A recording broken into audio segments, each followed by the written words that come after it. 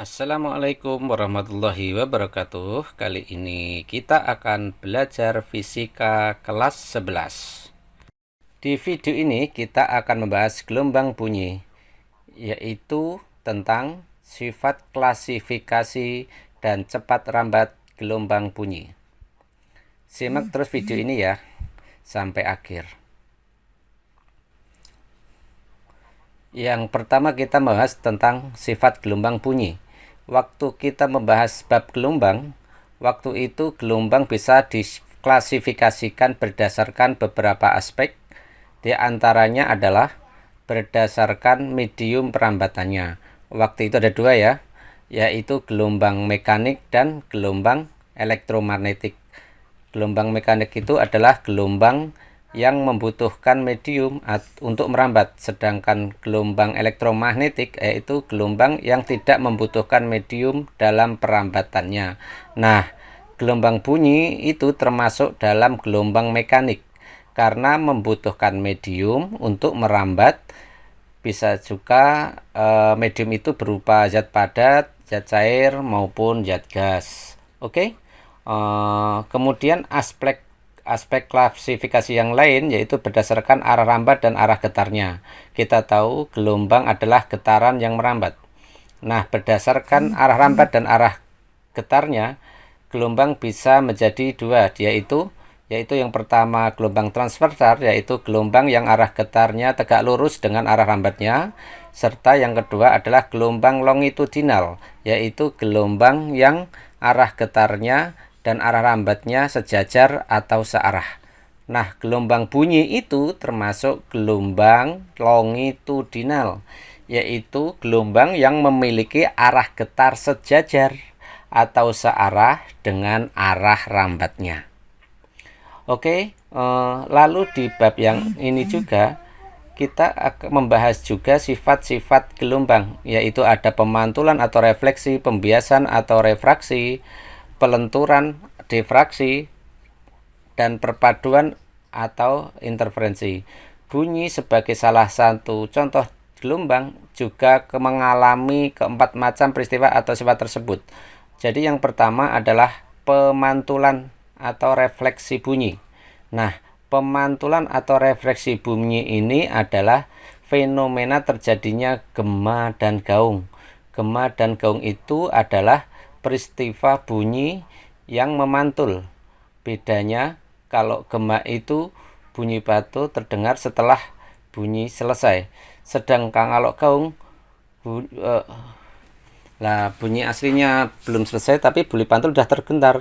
Nah, jadi gaung itu akan mengganggu bunyi aslinya sehingga tidak terdengar dengan jelas.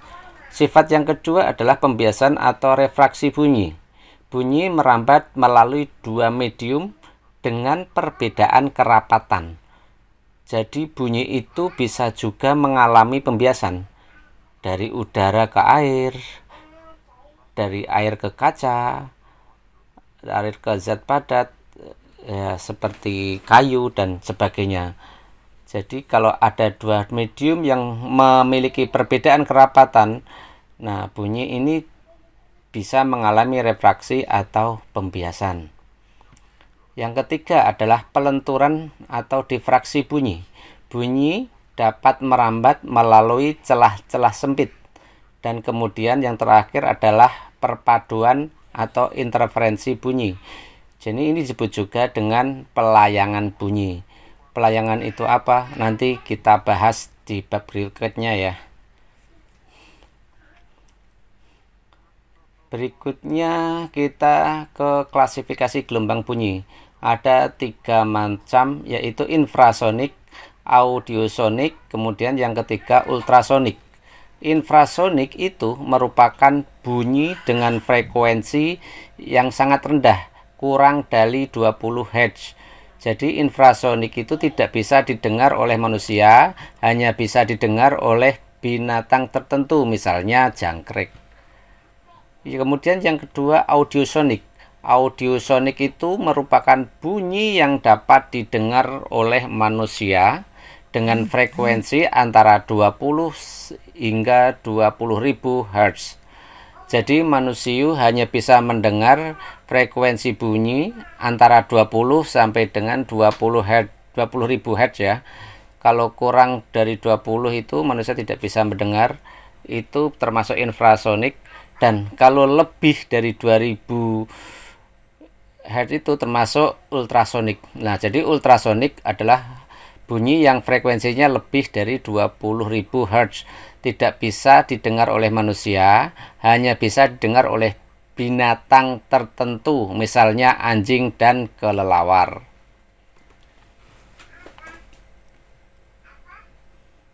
Berikutnya kita ke cepat rambat gelombang bunyi. Ya. Jadi bunyi itu bisa merambat melalui medium zat padat, zat cair maupun yang gas.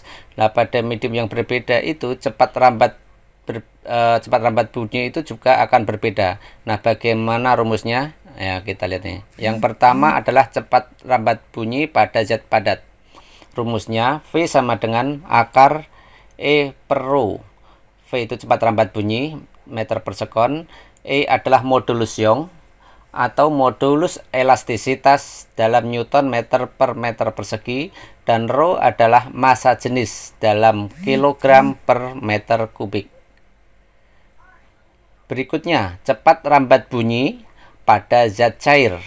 Rumusnya V sama dengan akar B per rho. V adalah cepat rambat bunyi dalam meter per sekon. B adalah modulus Boole, satuannya Newton per meter persegi, dan rho adalah massa jenis, satuannya kilogram per meter kubik. Sedangkan cepat rambat bunyi pada gas ya dirumuskan V sama dengan akar gamma RT per mr. Ya, jadi ini familiar ya. Ini rumus pada teori kinetik gas ya. Jadi V itu cepat rambat bunyi, dan gamma itu tetapan Laplace, R itu tetapan gas ideal ya, yang besarnya 8,1314 Joule per mol per Kelvin, sedangkan T adalah suhu dalam Kelvin, dan mR itu massa molekul relatif dalam gram per mol.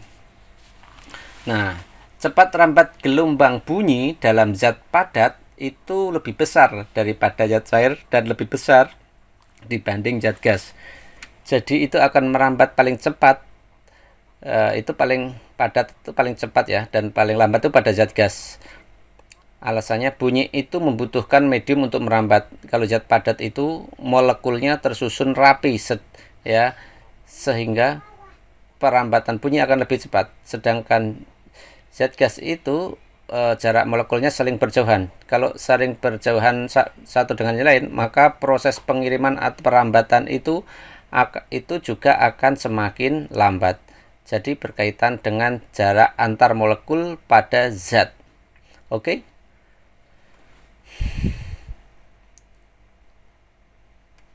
Berikutnya adalah cepat rambat bunyi di udara. Nah, tadi pada zat gas. Lah, apa bedanya apa sama udara? Kalau gas itu belum tentu udara.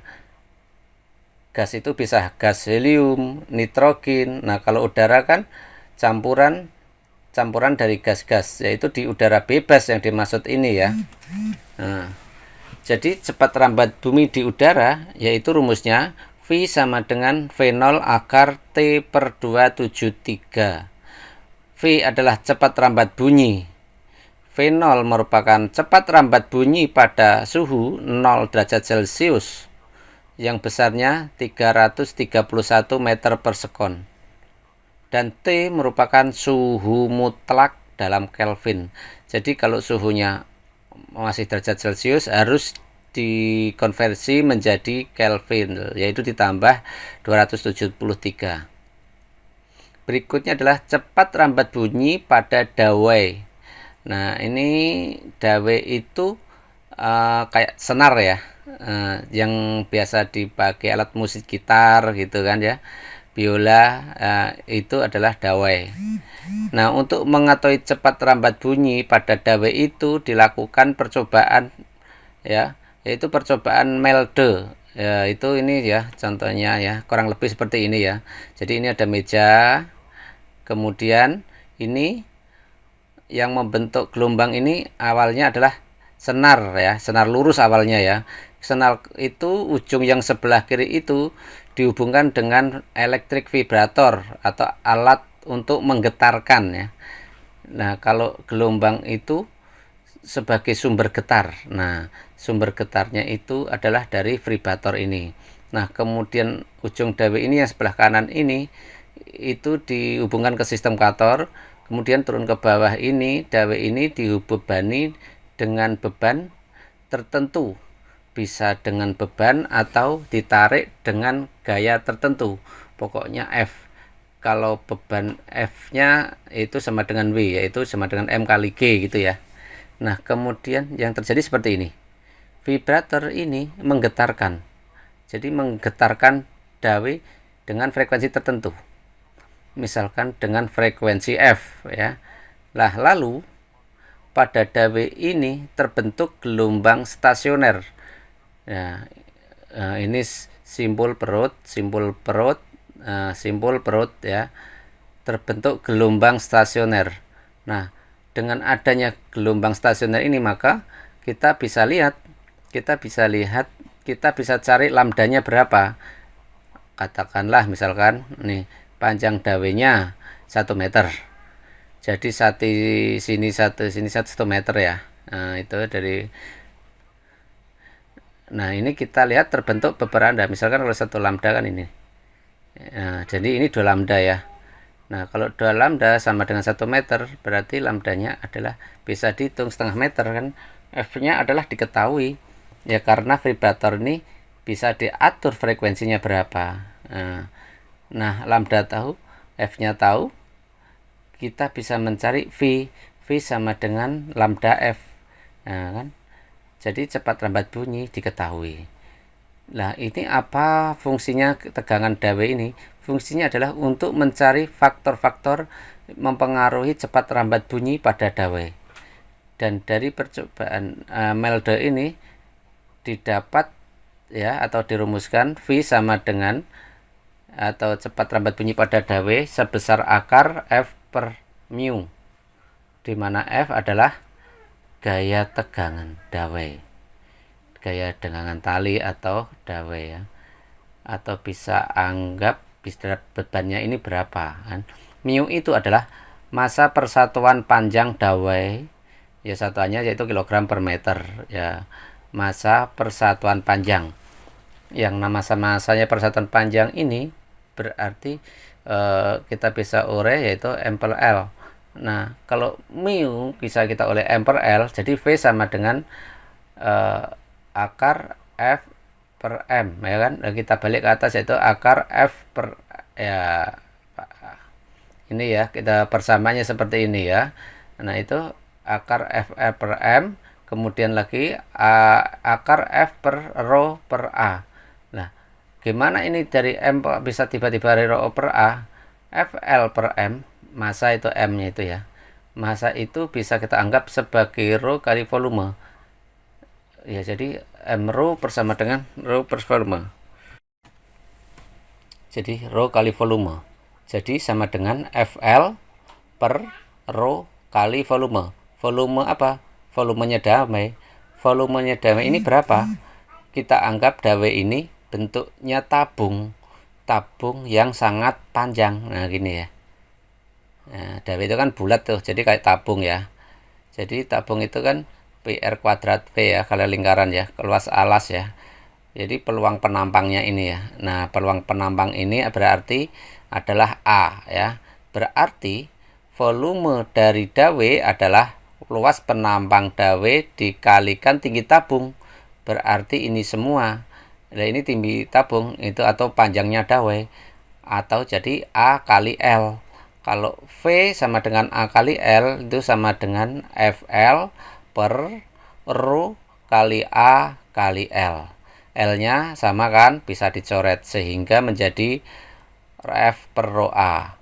Makanya di sini V sama dengan selain FL per M juga bisa dirumuskan akar F per rho A, di mana F itu adalah gaya tegangan dawai dalam Newton, rho itu adalah massa jenis bahan dawe dalam kilogram per meter kubik, dan A adalah luas penampang dawe dalam meter persegi. Nah, terus kita mau pakai yang mana nih? Itu nanti tergantung lihat ini ya soalnya ya, yaitu kita lihat soalnya itu tergantung nanti apa yang diketahui kita sesuaikan lah, ini nanti persamaan kalian bisa pilih. Oke, sekian untuk video kali ini. Terima kasih. Assalamualaikum warahmatullahi wabarakatuh.